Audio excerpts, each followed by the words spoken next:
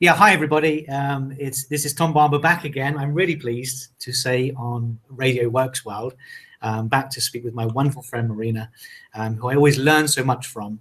So it's great to be back, and I'm really looking forward to sort of picking up from what we were talking about on our last meeting, Marina, on Radio Works, and hopefully giving your viewers some more information and some ways to help them uh, overcome any self-limiting beliefs, which is sort of where we got to last time when we were talking about intelligent self-help.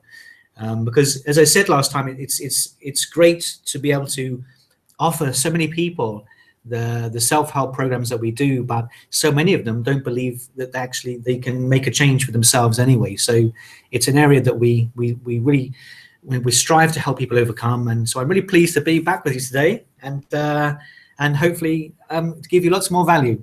Over to you. Wow, good morning, good afternoon, good evening, wherever you are. This is Tom Barber speaking with us, and we have to be ready to write down a million things.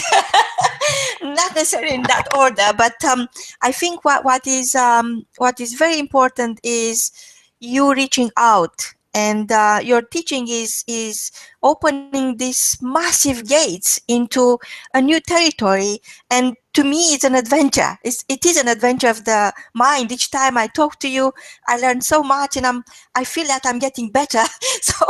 So it's a great gift to have you here, and I'm very, very excited to learn more about how I can understand my own mind and not to be that much into two minds all the time. And I know our listeners face the same challenge of being in two minds, the one they've been taught to be and the one they could be. Over to you, Tom.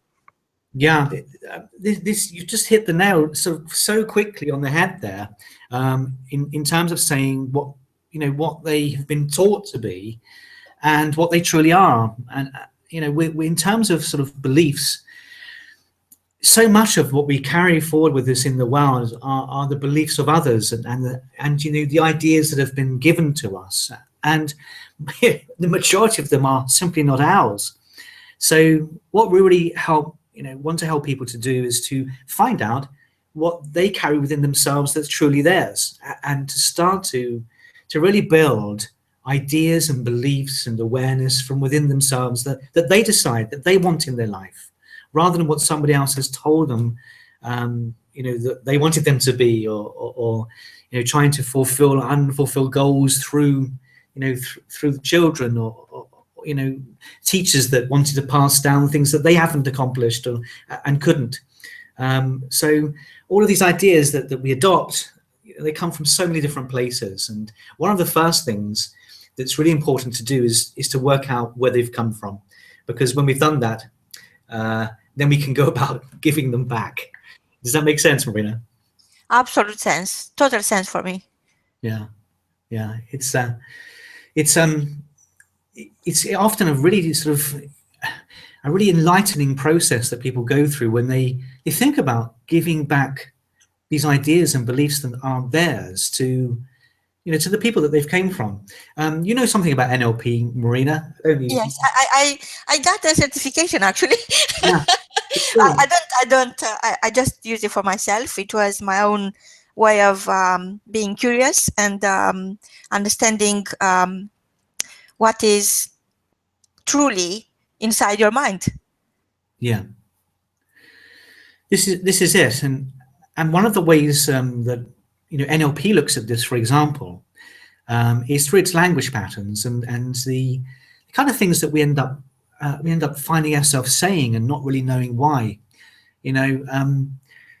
I'm sure sort of a lot of your listeners have at some point found themselves sort of opening their mouth and their mother coming out or their father coming out, and it's like I love that.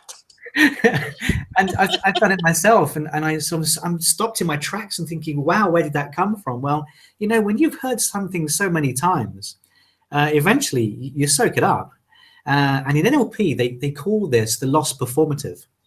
So basically, you hear a message being passed down to you, well, you can't do that, and you're no good, and you'll never amount to anything. And we hear it so many times that we start to then integrate it, and we start to say it to ourselves, and we hear our own voice saying it. And then it becomes our own belief because we're telling ourselves constantly. And the person that it actually came from gets lost. Therefore, the lost performative, the performer of the original belief, gets lost, and we don't even remember where it came from half the time.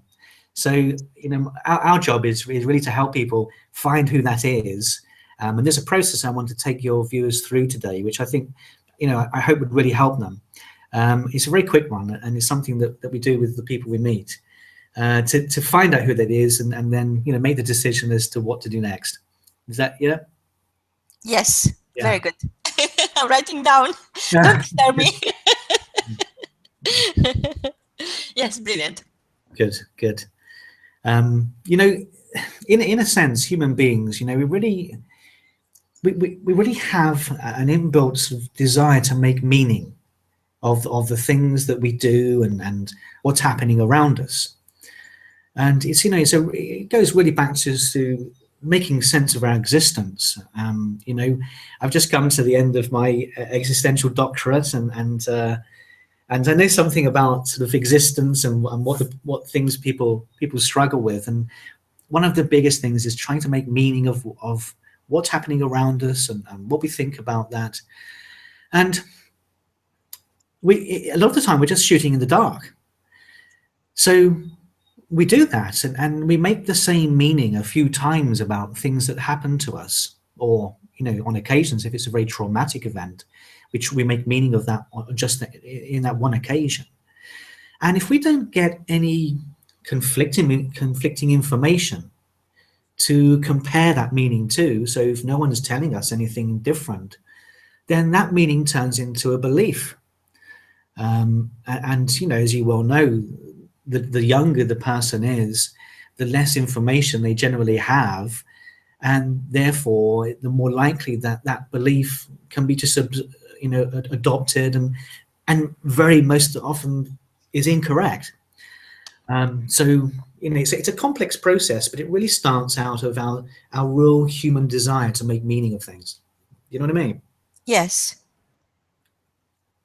So that's where it all starts. In a sense, the meaning is important, and the beliefs that sort of are concreted in that, they're how we live our lives. And this is such an important thing, because what we believe about ourselves, it ultimately creates the reality we experience. So you are saying what I read long ago, and I think was a quote from Buddha, I think. I'm not quite sure, correct me if I'm wrong, but he said that the mind is everything. Yeah. And you think, what you think, you basically become. Yeah. So when everything happens there, in a place where it's so sacred and nobody got access by yourself, you start thinking, well, no one can save me from myself. No one will ever be able unless I allow them. And it is me to choose the path I want to choose. Am I correct? Yeah, this is it's a fantastic saying for sure, and it's a great way to live and a great way to propel yourself forward in the world. Unfortunately, what is bubbling underneath that often are a set of beliefs that kind of pull you back and hold you down. And it's like, you're trying to achieve and you feel like you're being pulled back by these set of ideas that fundamentally inside somewhere that they're not yours. So it's great to be aware that you're the master of your own destiny, as they say. But there really is a need to clear what's there, so that you really are living your own message. Yeah. Wow. Wow. This is It's powerful stuff, isn't it? yes, very profound. You know, if I go back to what we were talking about on our last Radio Works interview, we were talking about, if you remember, the connection between emotions and feelings and beliefs. Yes.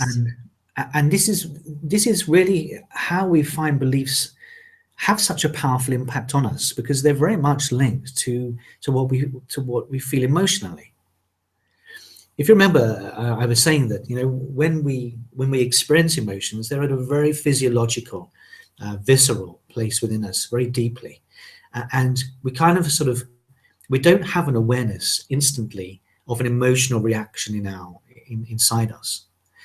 But what happens then is that those emotions, they start to bubble up within us, and then we feel something physiologically and emotionally, and we then start to become aware of what that's connected to. So really, in a way, feelings express an emotional reaction to the beliefs within us.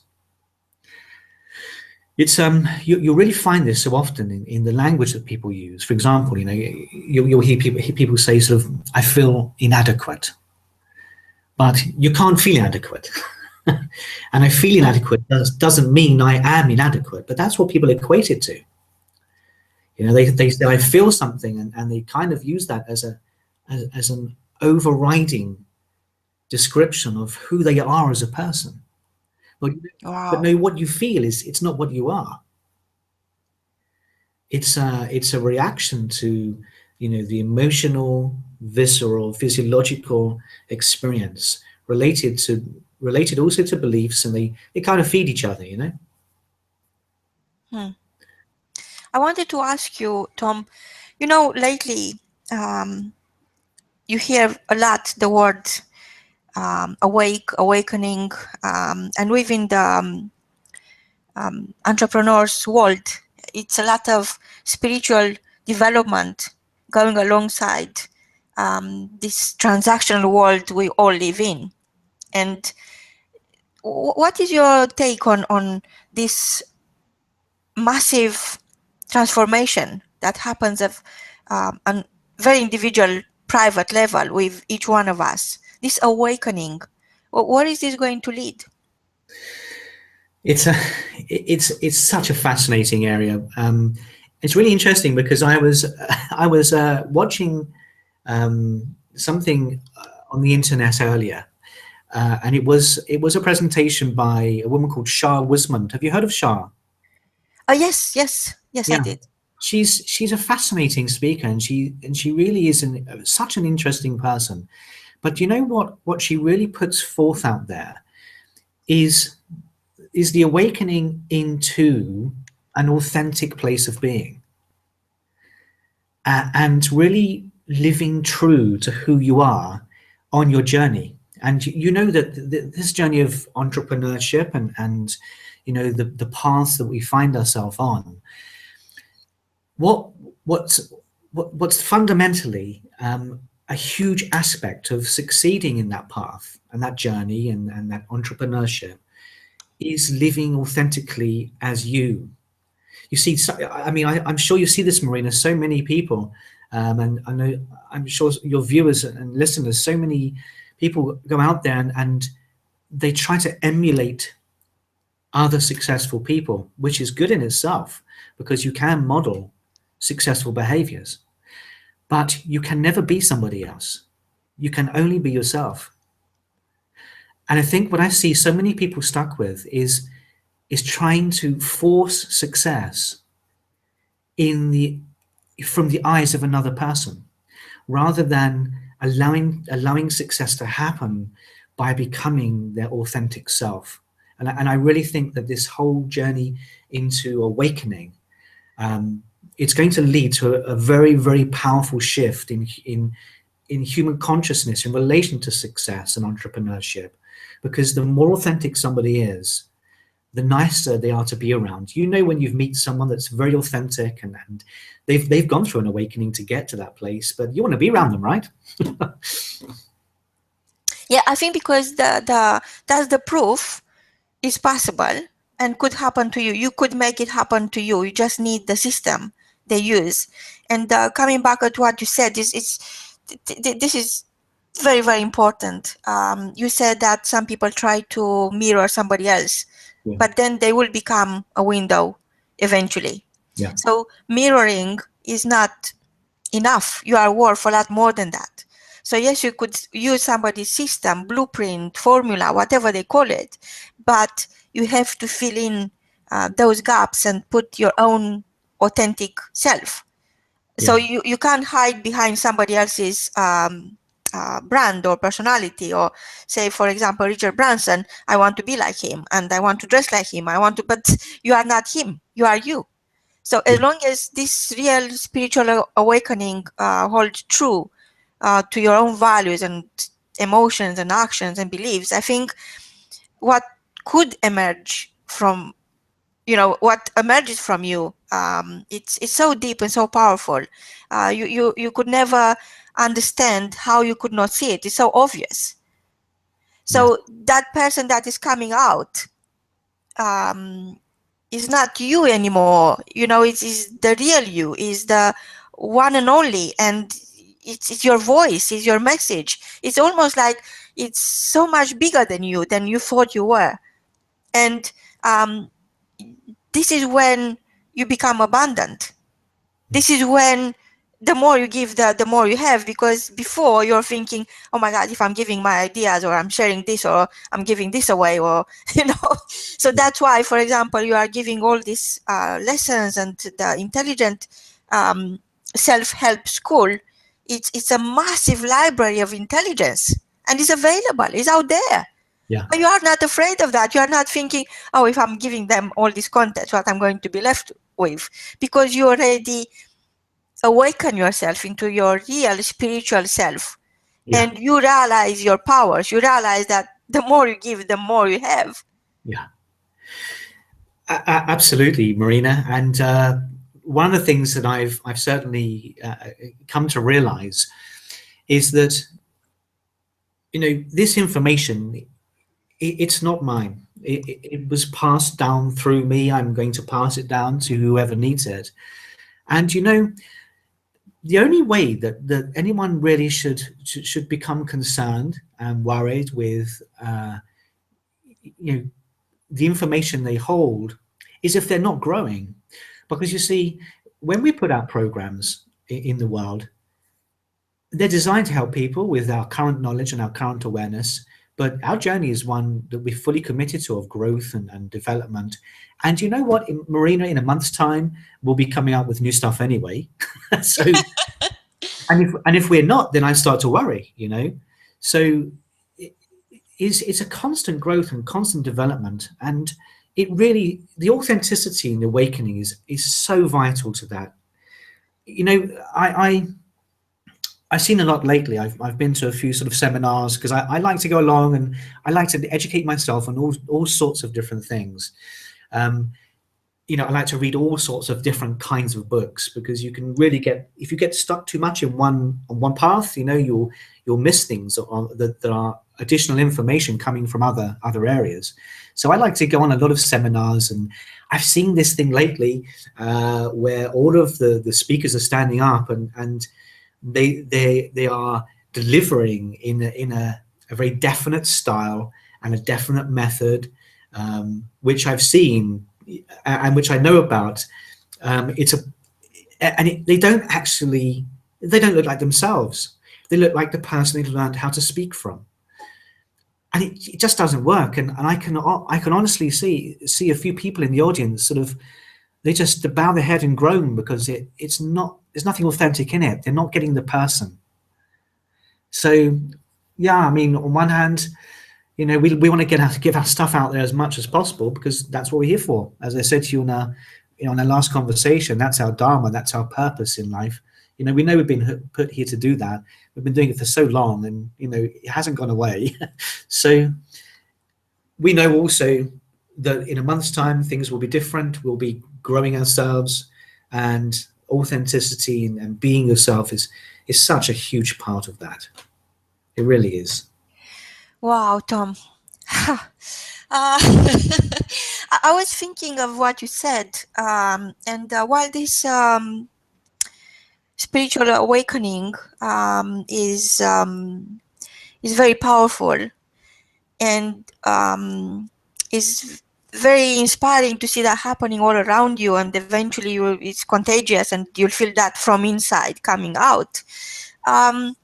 It's always followed this transformational change, how other people are calling this, is followed by a lot of doubts. Like you go to an event like this to get inspired, to understand how you can reach out to yourself, into your true self. And then you go home after 5 o'clock when the event ends, and you go home to your old life. And it's a very material reality, it's like hits you. Yeah. So you are going from the height of this spiritual awakening, who lasted for 5 hours, 10 hours, and you go home to a very doubtful material existence and reality. And you cannot eventually necessarily reach from one end to the other. And that gap, is where you could either bury your dreams alive for good and just go back to that reality, the only one you know, or go out and create your own reality and match your dreams and vision. And how do you think happened to me as well? And I was listening to Bill Clinton actually, and what he said was so clear, like crystal clear, and it was so clear for him, but it wasn't clear for me. Yeah. So I had to. What I took from that moment is that it's possible. If he does it, it's possible. He's a human being. I'm a human being, and everybody. There were 7,000 people there, and everybody was mesmerized by what he said and inspired. But everybody was for them to go along and learn from his mentors, or they have to remortgage their house or sell their soul. So somehow becomes unreachable, and people with common sense will think, forget about that. It's not for me. Because it's presented in a way that it's only for certain people. It's not for everyone. And actually, as Radio works, well, this is what we want to prove. It is for everyone. If I can do it, if I can reach a point in my life when I can see clearly, surely everybody else can see clearly. So it's all about inspiring and proving that it is possible. You have it all. It's just a choice to go for it or ditch it for good. You can't be into two minds. You can't be living with what you've been told and what we've been taught, and be a 9-to-5 machine, and be the awakened person who could bring so much into the world. So it's like life suddenly becomes this karmic coin. On one side is what is expected of you, the social status you achieve because you've been expected to achieve that status. And on the other side is the real you, and nobody cares. And it seems that if nobody cares, it's worthless. Yeah. So how do you bridge out the two extremes? Because they are extremes. They certainly are.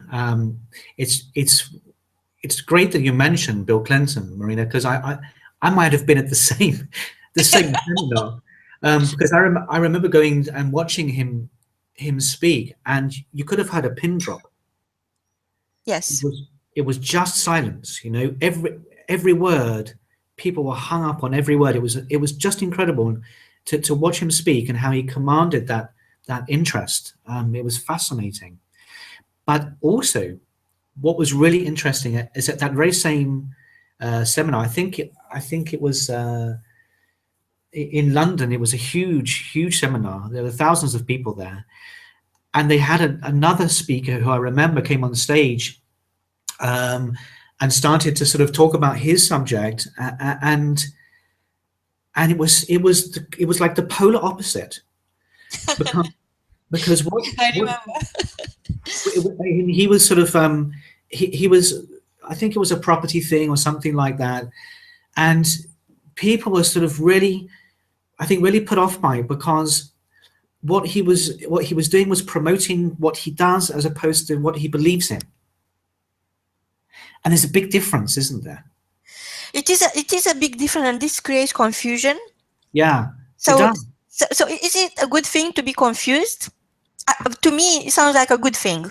But people try to avoid confusion. They want clarity. They want to have everything, set up, ready to go, no questions. No, but to me, confusion is a great experience, because eventually I'll get to answer my own questions, and I'll get to ask myself better questions instead of expecting other people to give me the answers. Yeah, I totally agree. For me as a hypnotherapist, confusion is an absolutely incredibly powerful thing, because you see, it's only through confusion that you stop asking yourself the conscious questions and you go deeper into yourself, into the unconscious. And this is where you find actually that you have the answers already, that they're already in you, and you can stop listening to people selling you an idea which actually isn't yours. And I see this so often. Love that. I absolutely love that. I see this. Marina, I saw this wonderful quote, I must say to you, because this is perfectly fitting for what you're saying. It was from Alice in Wonderland. And in it, the quote goes, "You know what the issue is with this world? Everyone wants a magical solution to their problem, and everyone refuses to believe in magic." Oh, this is so beautiful. It's so perfect, because I just replied to an email an hour ago to somebody telling me, I don't want to say who it is, or I don't want to disclose that because I don't have that liberty, but telling me to pray for them for a miracle. And I replied back and I said, "You are the miracle." Yeah. And they replied back and said, "Oh, thank you. I never thought of that." Yeah. So start believing in yourself. You are the miracle. So like Alice said, say that quote again. I have to finish writing down. Sorry. It was Alice in Wonderland. Yes. You know what the issue is with this world? Everyone wants a magical solution to their problem, and everyone refuses to believe in magic. Oh, I love it. This is so much how the world is nowadays, But that's a beautiful story you've just told, Dan. What it took me to immediately was the Paulo Coelho book, The Alchemist. Yes. What we're looking for is already inside. Yes, I have the book on next to me right now. Wow, how about that? I just pick it up in my way. I thought, yes. This is a synchronicity, I believe this is called. Yes. So, what the story you was telling about Bill Clinton, and people they go to the seminar, they go to a course and they learn something and it moves them. And it really does truly move them in the time that they're there. And they think, yes, I'm going to take this. This is going to make all the difference. And then they get home, or they get, back to work, or back in a relationship. And it's like they're back and they lose it. But you see, there is a common denominator here, and that's that person is with themselves, both at the course or the seminar and at work and at home and in relationship. They are the common denominator. Yes. And what this really highlights so well is that they're carrying a set of beliefs that they can momentarily and temporarily be challenged, and they can really feel a sense of relief in that. You go to a seminar and someone says that you can achieve whatever you want. It feels wonderful. But then when you go home, if you're still carrying the same set of beliefs, then the message starts to get lost. That's why it's so important to get to the beliefs that are underneath, that we're telling ourselves on a constant basis. You know, and they tend to be really coming in three categories. So the first one is about identity, and these are the things we're telling ourselves that we believe about ourselves. So, you know, I am too young, I am too old, I am stupid, or, you know, the list is endless. Instead of saying, I am awesome, I love my perfect imperfections.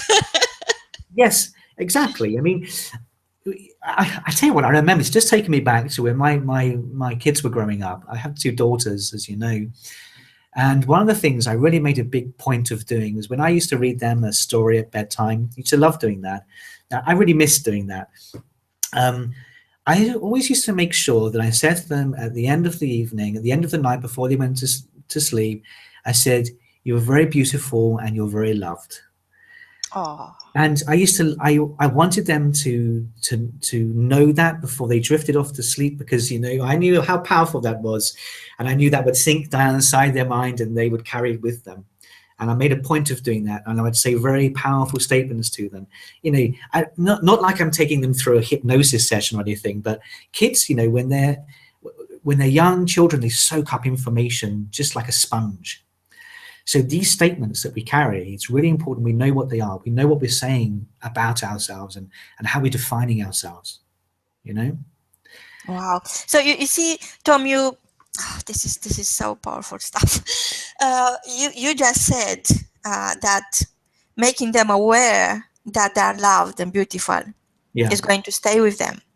Well, just tell them, you know, just tell them. It's always to do with that validation that is missing in one's life. So, for example, I'm telling my children, you know, they're adults now, and they feel embarrassed all the time. I talk to them every single time. Doesn't matter, it's a 2-word sentence, or we have a phrase, or we have an afternoon together, or we have dinner, whatever it is. I always tell them, I love you. And I don't care they are embarrassed about it. I really don't. Because I know I have to tell them. I have to make them aware that somebody, no matter what, loves them. Yeah. But you see, I did not do this as a young parent. Yeah. I felt that there are big words, and I was afraid of big words. Right. Okay. Yeah. Yeah. So I felt overwhelmed by the power of words, and I felt that certain words you could only say it once or feel it in your heart. Yeah. But the truth is that unless you communicate your message, who is going to know? You are going to take it with you, and you are going to bury it alive. So it comes down to what you said, that message, because my mom, for instance, never remember hugging me or kissing me. She'll come sneaking and kiss me while I was asleep. This is how she was. Yeah. So the message came down to me that way, but of course I will kiss my children, you know, not only while they're asleep, but, you know, but I learned that what I learned lately is that the message who comes down to you needs to be replaced by the message that comes out of you. Yeah. So it's a trade. Yeah. Sorry, I diverted your train of thoughts, but you're saying about putting your children to bed and telling them how beautiful they are and how loved they are, and that, I think, it's a major wow. That's so powerful. Well, it's really interesting because as I said that, you know, I haven't really sort of really talked about this before, so which is why it's so wonderful to have, you know, to have these opportunities with these interviews with you on Radio Works. I'm really appreciating the time to sort of talk about these things with you and your listeners. But whilst I was listening, And as I was saying it, it suddenly reminded me of something which I became aware of with my youngest daughter. Uh, and when I see her now, when she leaves, she says, "Dad, I love you." And if I don't answer her or acknowledge it, she's not happy. Very good. So I have to make a real, I must make sure that I respond and I acknowledge it, because the acknowledgement is so important, isn't it? So you see, receiving Yeah, sometimes as a parent is very hard for sure. because you're designed to give, and Yes, you don't know how to receive. So receiving love from your children, I think it's wow. It's nothing more powerful than that. That's everything. So yeah, it's worth living. yeah. It's such an important point, Marina, because um, we sometimes, I think, and I see it a lot in a lot of other people too, are under the impression that the most empowering thing is to give to another. But what can be equally as empowering is that when someone is giving something to us, to accept it and to acknowledge it. And this really creates a kind of reciprocal appreciation of each other. And humans, one of the things that really moves us is human connection. And so, yeah, acknowledging what people give, I think it's a really important thing to do. So I think it's all, like you said, part of your identity, being able to give as well as being able to receive and be grateful for what you receive. Yeah, absolutely. We heard a lot over the last few years about the power of gratitude. Yeah. Yes. And I think sometimes it's the power of it has got lost, because people I see are being grateful for the things around them or the people in their life. And I've heard of some people say it's great and I'm doing it and I'm using this gratitude, but I'm not feeling any shift and I'm not feeling it. And that's because in a way it's not being absorbed or accepted by anybody.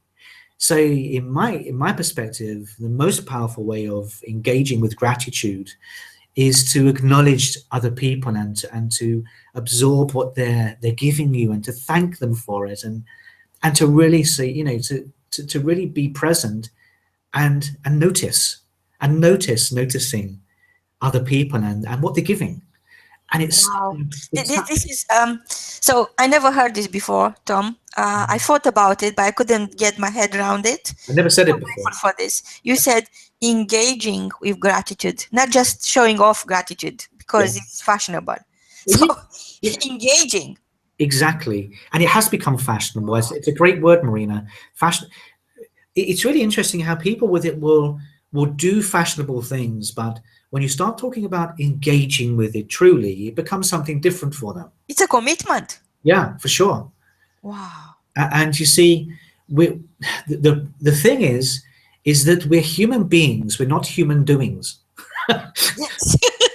Yes. So you can do gratitude, and you can put out these these thoughts of goodness and all of that, but ultimately people respond to what you are, not what you do. So it's like smiling. You can do the smile, Yeah, but it's different to be the smile. yeah, absolutely. So I think comes from practicing and going deeper and deeper into that experience. So to me, gratitude is an experience because I feel something warm going through my whole mind and body, and everything. It's so light and beautiful. So yesterday, no, the other day, we had a meeting, and then my son did something for me which I didn't expect, and I felt like crying. I was so happy, I felt like, God, this kid is really, really so special. He's so thoughtful, and he's my child. And I brought this into the world. Yeah, yeah, So I felt like, oh, so I don't know. I always wanted to bring into the world great children. You know, I want to have 10 children, but Yeah. I only managed to stop at 3. So, but it is being grateful that you are given this once in a lifetime chance to feel it, you know, to engage, to be committed to gratitude, to be the gratitude. Yeah. Wow. It's I could never get my head around this, Tom. Thank you so much for this. It was bothering me actually, because all this show off about I'm grateful for this, be grateful for that, you know. So what's this? They don't feel it. yeah, They exactly. just do it. Yeah. And then in a sense, the bizarre thing is that people, they end up feeling ungrateful for showing gratitude. Yes, because they get tired, of course. It's like a job. And this is madness, isn't it? But you see, when you engage with something in the same way as when you engage with other human beings and you really are present, then this is what brings you alive. This is what feels different in a world where, doing and showing and showing and showing is all important. In a sense, it's starting to detract from engaging and being. This is why I wanted to put up the mindfulness chapter from our, when we spoke about on our last session on mindfulness. It's really a great way of getting people back being mindful and present. Oh, by the way, Marina, in saying that, I looked at the chapter and then I looked at the rest of the book on back pain, and I thought, well, you know what, this why am I bothering just to put one chapter up? So I've put the whole book up for free for your listeners. Brilliant. I put the whole book up for free for your listeners, and they can Thank get you so it. much, Tom. Thank you. Well, there's some really powerful things in it. I thought, I don't want to hold this back, So there's ways that they can, not just with pain, but in so many different ways, processes that they can use to really help themselves get clear and present and their thoughts in the right place. And then they can concentrate on being present and engaging with life and gratitude and people and everything else. It's such an important thing to us, Sandra and I. It's what we're here for. It's so important to us. So, Tom, I remember last time you said the story of how you realized that hope changes everything, and how that literally changed your path. Yeah. And I was wondering, why are people afraid of sharing their story?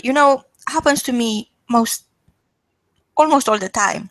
So I invite people to share the story because they'll get clarity and they'll inspire other people, and they will suddenly, listening back to the interview or the great conversation we had, they will realize how powerful they truly are and what they are made of. Yeah. Because it's as if you are listening to a third person, so we have the conversation, and then if you listen back to the audio, you realize, oh, that's me speaking, and you had no idea you know so much. So I always invite people to share their dark moment, and some people will be ready and they will just share their pain, their grief, their whatever happened to them that made them become who they are. And other people just say, they will become academic about it, like it's not them who had that experience, it was somebody else, and now they're passing the message from a third person. So I don't know how to go about it. I don't know how to tell them that letting go is the most simple solution to carrying that something dark inside. Yeah. So in your view, you are the expert, you are a world-class thinker and philosopher, and of course you got you run the whole mastermind, so you work with the mind, and you understand the mind better than anyone. And I wonder, what is your take on letting go? It's I said there were three categories, Marina. Yes, yes. This is the second one, really, and it's to do with our beliefs about other people, and I'm talking about beliefs where we feel that no one can be trusted, or no one really cares, and that, in a sense, put together with who we believe we are, our identity statements, if you like, about what we believe we are and what we believe others are, then that comes together to give us a perspective of the world. And we then form beliefs about the world. So we have beliefs about ourselves, we have beliefs about others, and then we have beliefs about the world. And that can really sort of, range right up to there's no safety, or there's nowhere I can hide, and it gets bigger and bigger and bigger. And this is then what stops people from sharing experiences that they've had of pain and darkness, because they don't know how much it will be looked after, because they're carrying a belief potentially that they've learned from many years ago, that by the way now is likely to be defunct and incorrect. It was probably incorrect in the first place, but it's certainly incorrect now, 20, 30, 40, 50 years later. And they're carrying this, and in a way it narrows down the things they can talk about. And the thing about this is that in talking about it, that is where they can find the very thing they're looking for, which is freedom. So getting it out is... So you are saying that the message come down to you from social conditioning and education and what you've been taught by parents and school, is that if you hold something, that puts you in a strong position. But in effect, what makes you strong is letting go. Absolutely, yes. And I think there's a next step from that. And I think the next step, Marina, which you know, and I know your heart is very connected to, and that is using those experiences to help other people by sharing them, and by sharing the difficulties, and by sharing the struggles, and in letting them go, and in putting them out there like that, with the intention. And I think the word intention is very important, with the intention of helping other people know that it's okay, they can tell their story, and what they'll find as it comes out is that they'll gain a sense of freedom, and they'll gain a sense of maturing that they never thought possible. It's the most powerful thing to do, and it's something that we really wholly believe in so much. And ourselves it's too. almost like the definition of abundance itself is the process of letting go. Yeah. Because you trade all that heaviness, you make room for what really matters. Wow.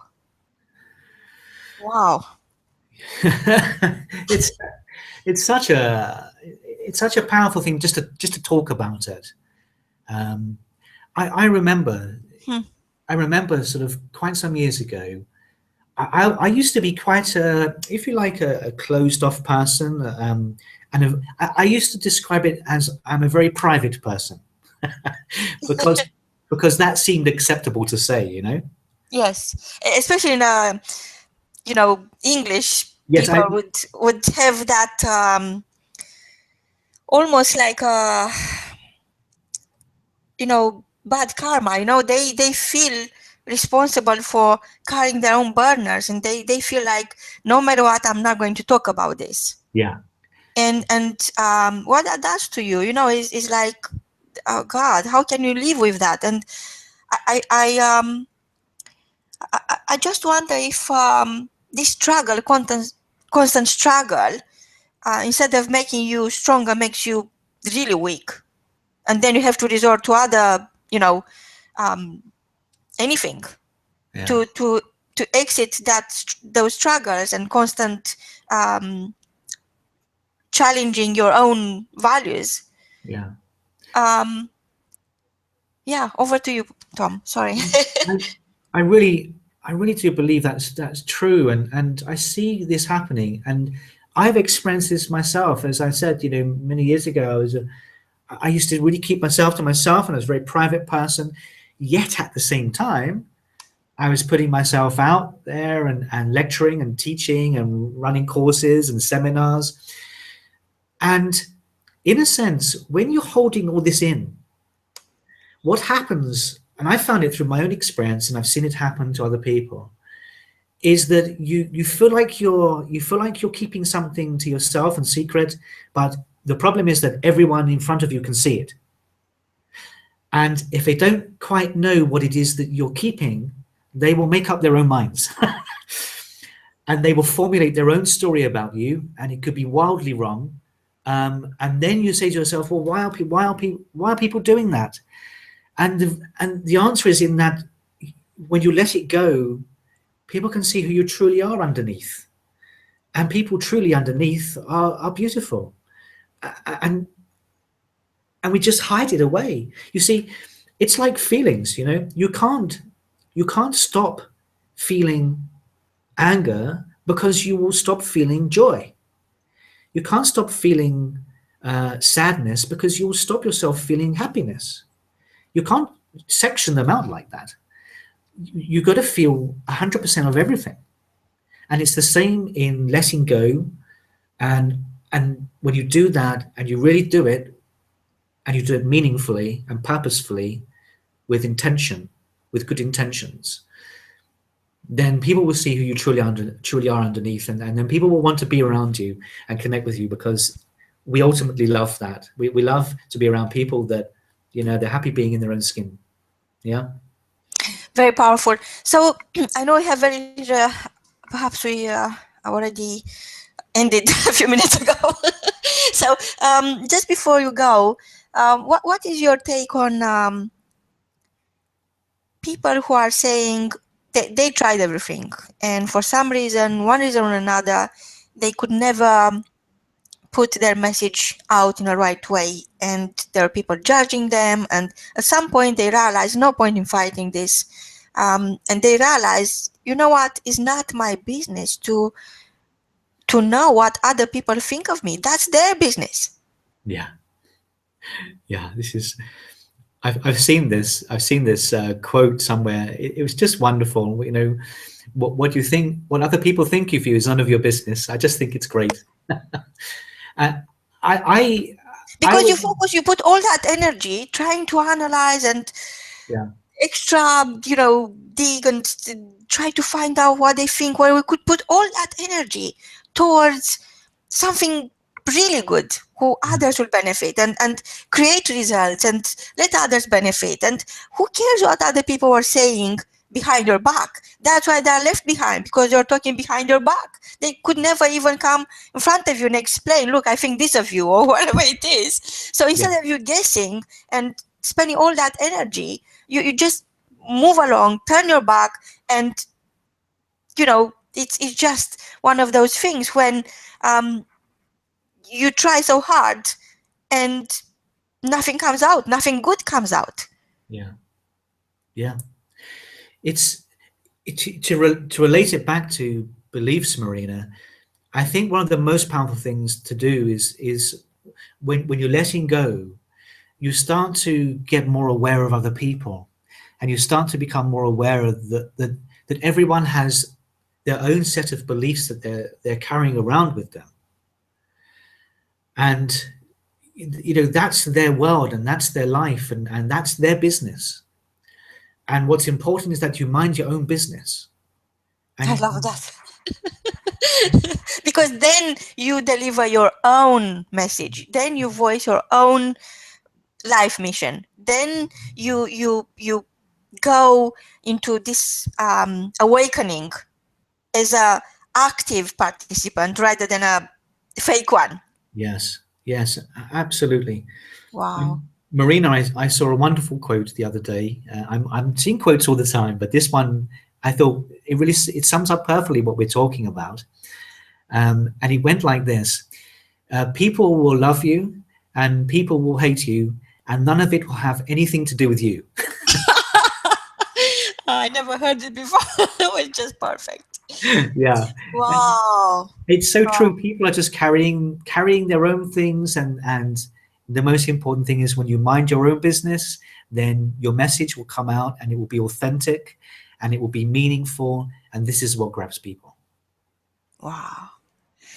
Tom, it's been so enlightening. I don't know, I feel like I'm coming out from a dark place. I hope our listeners are enjoying this. They could, I will make the audio available so they could replay, because it's so powerful that you have to listen a couple of times to get to get to the bottom of your own struggles, and use this amazing information you provided us with. Wow, Tom. From both of us, till next time, remember, people will love you, people will hate you, but it's none of your business. Last thought from you for today, Tom. Yeah, I really appreciate the opportunity to do this and speak with your listeners and yourself, Marina. It's so dear to my heart. I'd love to be back again and speak with you soon. I just thought, well, let's see what goes and what comes out today. What I'd love to do is to let it all percolate down within me and see what comes out, and let's do this again and let's see if we can sort of help more. But thanks for today. I've really enjoyed it, and thank you for your listeners for listening. And I really hope you've gained something from my ideas and Marina's ideas. We're here to help. Thank you so much for listening in, and thank you so much for your questions. And until next time, open your mind. From both of us is goodbye. Bye-bye.